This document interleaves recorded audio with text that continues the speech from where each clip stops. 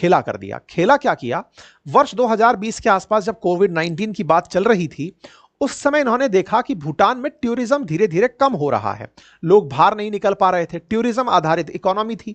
ऐसे में यहां के राजा ने बड़ा ही स्ट्रेटेजिकल दिमाग लगाया और क्या किया, उन्होंने अपने देश में जो बिजली पैदा हो रही थी उससे क्या किया जा सकता है उस पर काम करना शुरू किया।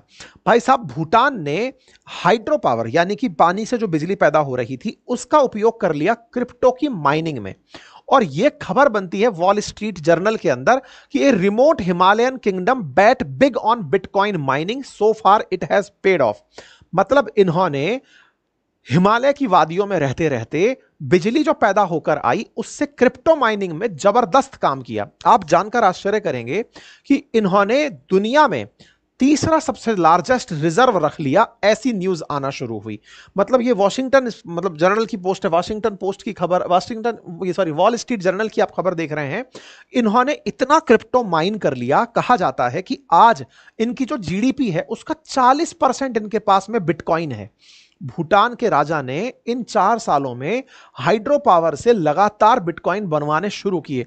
एक आंकड़ा बताया जाता है कि लगभग 12,000 से ज्यादा इनके पास बिटकॉइन इस समय है। इनके यहां जो बिजली उत्पादित हो रही है, कहते हैं कि क्रिप्टो की माइनिंग में सबसे ज्यादा यूज लाइट का होता है और इन्होंने 500 मेगावाट 600 मेगावाट के बिजली के जो पावर प्लांट्स लगे हैं वो केवल इस बात के लिए कि क्रिप्टो बनाओ। और ऐसा करते हुए ये लगभग $1.3 बिलियन की क्रिप्टो बनाकर तैयार हो गए। आज सोचिए कि भूटान, जिसके पास में कोई भी ऐसा प्राकृतिक रिजर्व नहीं था या पानी के अलावा कोई संसाधन नहीं था, जिसने बिजली ही बनाने का तरीका सीखा था, वो बिजली का उपयोग करते हुए क्रिप्टो में एंट्री कर गया। और आप इनका भविष्य देखने का तरीका देखिए, दूरदर्शिता देखिए कि ये 3rd लार्जेस्ट सच स्टॉक पाइल करने वाली सरकार कंसीडर किए जा रहे हैं आफ्टर यूएस, चाइना और फिर भूटान। मतलब यूएस के पास अगर 20,000 बिटकॉइन है, चाइना के पास 19,500 बिटकॉइन है, तो 12,500 के आसपास बिटकॉइन इस समय भूटान के पास है। और भूटान ने तो एक खेल और कर दिया इसी साल, पिछले महीने इन्होंने क्या कर दिया कि एक कंपनी है, अगर आप जानते हो तो बाइनेंस, जो क्रिप्टो के अंदर काम करती है, वॉलेट की तरह से काम करती है, बाइनेंस के साथ टाई अप कर लिया और कहा कि हमारे भूटान में अगर कोई पेमेंट करना है, जैसे हम लोग क्या खुशी मना रहे होते हैं ना इंडिया वाले कि हमने भाई साहब यूपीआई अपना लिया है, यूपीआई से कहीं भी जाइए ट्रांजैक्शन करिए, हम यूपीआई का गीत गाते नहीं तक रहे हैं। ये एक कदम और आगे चलेगा। इनने कहा भूटान में कहीं भी पेमेंट करिए, बाइनेंस से कर लीजिए, और कोई सी भी क्रिप्टो हो, आप क्रिप्टो का उपयोग करके भूटान के अंदर आराम से घूम सकते हैं, एयरलाइन टिकट यूज कर सकते हैं, वीजा फी पे कर सकते हैं, इवन होटल में पैसा दे सकते हैं। आपको कहीं पर मॉन्यूमेंट्स में एंट्री करनी हो, टूर गाइड को पैसा देना हो, आप जहां पेमेंट करना चाहें क्रिप्टो से पेमेंट करें। 100 लोकल मर्चेंट्स ऑलरेडी इंटीग्रेट कर दिए गए हैं डीके बैंक और बाइनेंस पे के साथ।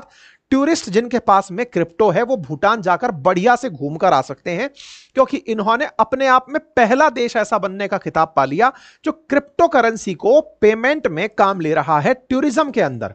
और बाकायदा एक आध बिटकॉइन वगैरह नहीं, 100 क्रिप्टो करेंसीज को आप भूटान के अंदर पेमेंट में यूज कर सकते हैं। इससे क्या होगा, इससे यह होगा कि भूटान को आकर के आप भूटानी मुद्रा ही देकर जाएंगे, उससे तो उनका कोई भला होने वाला नहीं है। लेकिन अगर आप टूरिस्ट बनकर आए और अपना कोई भी क्रिप्टो देकर चले गए, तो क्रिप्टो का भाव तो समय के साथ बढ़ रहा है और ट्रंप के काल में और बढ़ेगा। ऐसे में ये जो स्पेक्यूलेशंस है कि ये भाव बढ़ेगा, तो आम के आम और गुठलियों के दाम ले लिए। मतलब सर्विस का पेमेंट तो ले ही लिया, साथ में उन क्रिप्टो को अपने पास रिजर्व करना शुरू कर दिया, जिसके भाव भविष्य में और बढ़ते चले जाएंगे। ये ऐसा हुआ कि आप कह रहे हो कि गोल्ड में ही दे जाओ हमको, तो साहब गोल्ड दे दो। इस तरह से इन्होंने यहां पर काम करना शुरू कर दिया। इससे मतलब ये दुनिया के सामने आ गए कि यार ये तो बहुत तेजी से आगे निकलते चले गए। इन्होंने क्रिप्टो को इतना अपने यहां पर अपना लिया, यानी भूटान ने अपने पास से पूरी तरह दुनिया को सरप्राइज कर दिया कि ये इतना स्ट्रेटेजिक थॉट के साथ चल रहे हैं। अब आप सोचिए, भूटान जैसा देश बिटकॉइन में इतना काम कर रहा है। हमारे चैनल पर आप लोग बहुत दिनों से हमारी खबरें सुन रहे हैं, उसके बावजूद भी आधे से ज्यादा लोग ऐसे हैं जिन्होंने चैनल सब्सक्राइब नहीं किया हुआ है। सब्सक्राइब कर लीजिए। एक देश है अल सल्वाडोर, जिसके अंदर नायब बुकेले हमने काफी चर्चा की थी, जो कि क्रिप्टो माइनिंग के लिए या क्रिप्टो को लीगल टेंडर बना दिए थे 2021 में। उनके पास अभी तक मात्र 6000 बिटकॉइन है और भूटान 12,500 बिटकॉइन लेकर आगे बैठा है। 12,000 से ज्यादा बिटकॉइन होना, सोचिए, जो देश पूरी दुनिया में चर्चा में ही इसलिए आया था कि हम तो बिटकॉइन को ही देश करेंसी मानते हैं, वो अभी 6000 बिटकॉइन पर बैठा हुआ है।